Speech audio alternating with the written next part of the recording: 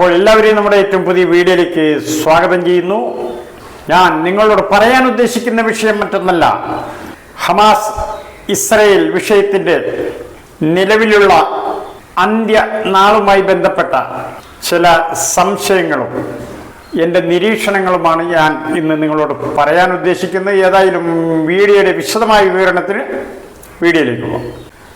എന്തുകൊണ്ടാണ് കേരളത്തിലെ കമ്മ്യൂണിസ്റ്റ് പ്രസ്ഥാനങ്ങൾ CPIM, CPI ഈ പ്രസ്ഥാനങ്ങൾ ഇസ്രയേൽ ഹമാസ് വിഷയത്തിൽ ഒരു വ്യക്തമായ നിലപാട്, ഒരു ഉറച്ച നിലപാട് അവരുടെ ഭാഗത്തു നിന്നും കണ്ടില്ല? ഇതിന്റെ കാരണം എന്താണ്?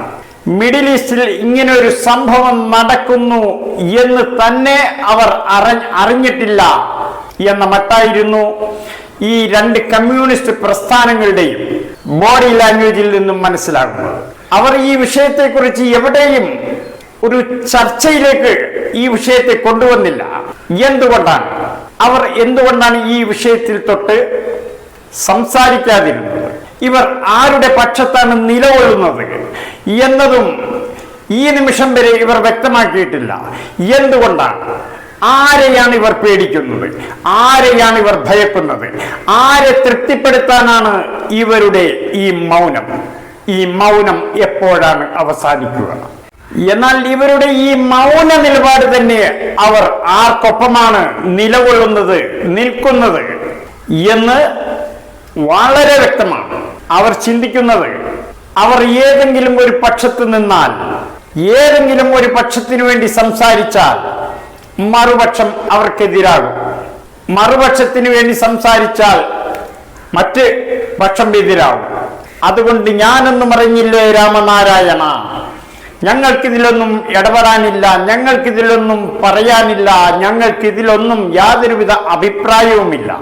ഈ നിലപാടെടുത്താൽ തങ്ങളെ ആരും സംശയിക്കില്ല, ആരുടെയും വിരോധത്തിനോ വൈരാഗ്യത്തിനോ പാത്രമാകില്ല, ഇരുപക്ഷത്തും നല്ല സംതൃപ്തിയും ഉണ്ടാകും. എന്നാൽ ഇവരുടെ ഈ മൗനം, ഇവർ ഇതിന്മേൽ ഒരു അഭിപ്രായം പറയാതിരിക്കുന്ന ഈ നിലപാട് സത്യത്തിൽ അവരുടെ തന്നെ കുഴി തോണ്ടുകയാണ്.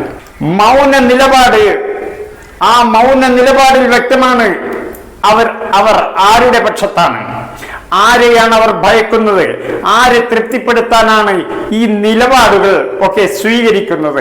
ഈ CPIM CPIO മാത്രമല്ല, കോൺഗ്രസ്, മുസ്ലിം ലീഗ് എന്ന് വേണ്ട LDF UDF ഏതാണ്ട് 100% നേതാക്കളും മിഡിൽ ഈസ്റ്റിൽ ഈ അമേരിക്കയും ഇസ്രയേലും കൂടി ചേർന്ന്, അവരുടെ നാറ്റോ സൈനിക സഖ്യങ്ങളെല്ലാം കൂടി ചേർന്ന് ഒരു ചുരുങ്ങിയ പക്ഷം, വളരെ കുറഞ്ഞ ജനസംഖ്യയുള്ള, യാതൊരുവിധ വികസനവും എത്തിപ്പെട്ടിട്ടില്ലാത്ത ഗസയിലും ഗസയുടെ വിവിധ ഭാഗങ്ങളിലും കൊച്ചു കുട്ടികളെ, വൃദ്ധരെ, സ്ത്രീകളെ കൊന്നെറിയുകയാണ്.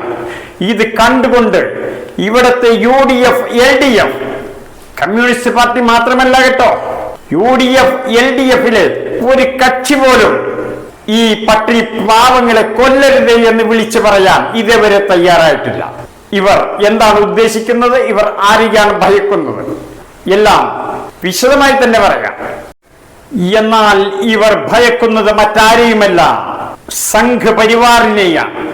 സംഘ് പരിവാറാണെന്ന് കേന്ദ്രം ഭരിക്കുന്നത്. ആയതുകൊണ്ട് സംഘ് പരിവാറിന്റെ നോട്ടപ്പുള്ളിയാകും. അത് CPM ആയാലും ശരി, CPI ആയാലും ശരി, കോൺഗ്രസ് ആയാലും ശരി, മുസ്ലിം ലീഗ് ആയാലും ശരി, ഇവരെല്ലാം കേന്ദ്രം ഭരിക്കുന്ന BJP സംഘ് പരിവാർ പ്രസ്ഥാനങ്ങളുടെ നോട്ടപ്പുള്ളിയാവും. അങ്ങനെ നോട്ടപ്പുള്ളിയായാൽ എന്താണ് കുഴപ്പം? ഞങ്ങൾക്ക് എന്താണ് എന്ന് ഒരുപക്ഷെ അവർ ചോദിച്ചേക്കാം. എന്നാൽ കുഴപ്പമുണ്ട്. ഇടതുപക്ഷത്തെയും വലതുപക്ഷത്തെയും ഒക്കെ ചില കക്ഷികളിലെ പ്രധാന നേതാക്കൾക്കെതിരെ അതിഭീകരമായ പല കേസുകളും നിലനിൽക്കുന്നുണ്ട്.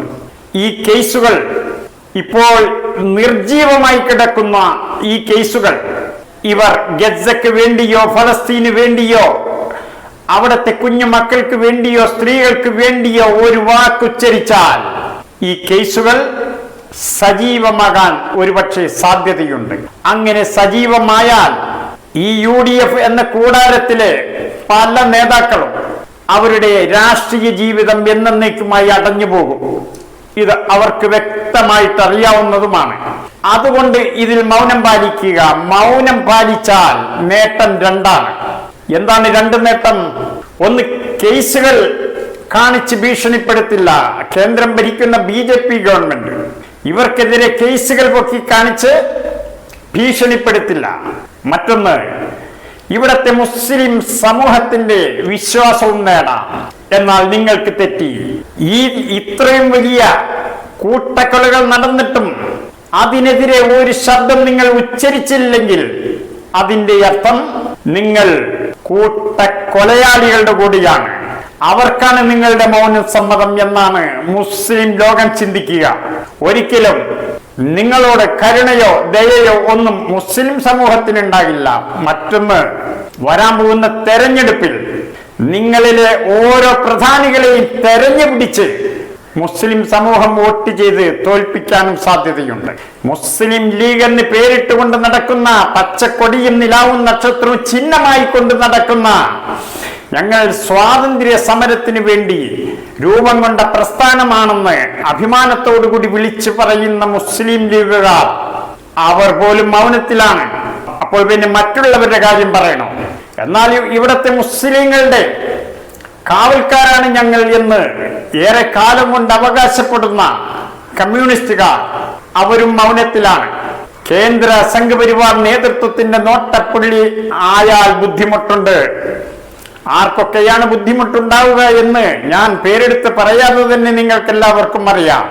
കേസും പുലിവാലുമായി നടക്കുന്ന പല നേതാക്കളുമുണ്ട്. അവർക്ക് ബുദ്ധിമുട്ട് ചെയ്യും.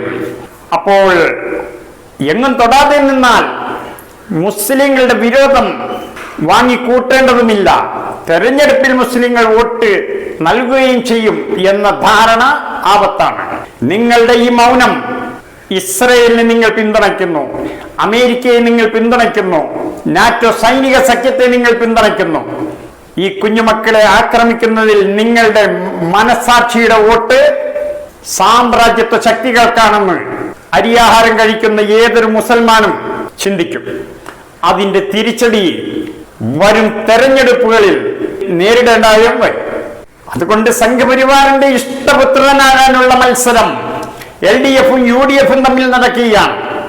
സംഘപരിവാർ ഏറ്റവും കൂടുതൽ ഇഷ്ടപ്പെടുന്നത് ആരെയാണോ അത് ഞങ്ങളെയായിരിക്കണം എന്ന് LDF-ഉം UDF-ഉം ആഗ്രഹിക്കുന്നു. അതിലേക്കുള്ള മത്സരമാണ് ഇപ്പോൾ നടന്നുകൊണ്ടിരിക്കുന്നത്. ഇപ്പോൾ ഈ വിഷയത്തിൽ ധർമ്മസങ്കടത്തിലായിരിക്കുന്നത് കേരളത്തിലെ വോട്ടർമാരാണ്. ഞങ്ങൾ എവിടെ വോട്ട് ചെയ്യണം? ഇവിടുത്തെ ഇരു മുന്നണികളും മത്സരിക്കുകയാണ്. ഇരു മുന്നണികളും ഇസ്രയേലി ശിങ്കിടികളാണ്, അമേരിക്കൻ പെട്ടിപിടുത്തക്കാരാണ്. ഇസ്രയേലിനും അമേരിക്കക്കും നാറ്റോക്കും ഒക്കെ ഈ കൂട്ടക്കൊലയിൽ മനസ്സുകൊണ്ട് പിന്തുണ നൽകുന്നവരാണ്. അതിനേക്കാൾ എല്ലാം ഉപരി ഇവരെല്ലാം ഇസ്ലാം വിരോധികളുമാണ്. അതുകൊണ്ട് തന്നെ അങ്ങേയറ്റം അമേരിക്കക്കും ഇസ്രയേലിനും അകമഴിഞ്ഞ പിന്തുണയാണ് നൽകുന്നത്. ഇതുകൊണ്ടൊന്നും കാര്യമില്ല. ഇതിൽ നഷ്ടം സംഭവിക്കാൻ പോകുന്നത് നിങ്ങൾക്ക് തന്നെയാണ്. ഈ ഒരു ധൈര്യം കണ്ടുകൊണ്ടാണ് ചില മുസ്ലിം സംഘടനകളെ തെരഞ്ഞുപിടിച്ച് ഇവിടുത്തെ ഇടതുപക്ഷം ആക്രമിക്കുന്നു. ഈ ഒരു ധൈര്യം കണ്ടുകൊണ്ട് നിങ്ങളുടെ ഈ നിലപാട് ഇസ്രയേലിനും സാമ്രാജ്യത്വ ശക്തികൾക്കും തീരെഴുതി കൊടുത്താൽ നിങ്ങൾ ആദ്യം തന്നെ ചെയ്യേണ്ടത് നിങ്ങളുടെ പാർട്ടിയുടെ പേര് മാറ്റുക, സാമ്രാജ്യത്വ പാർട്ടി എന്നാക്കുക.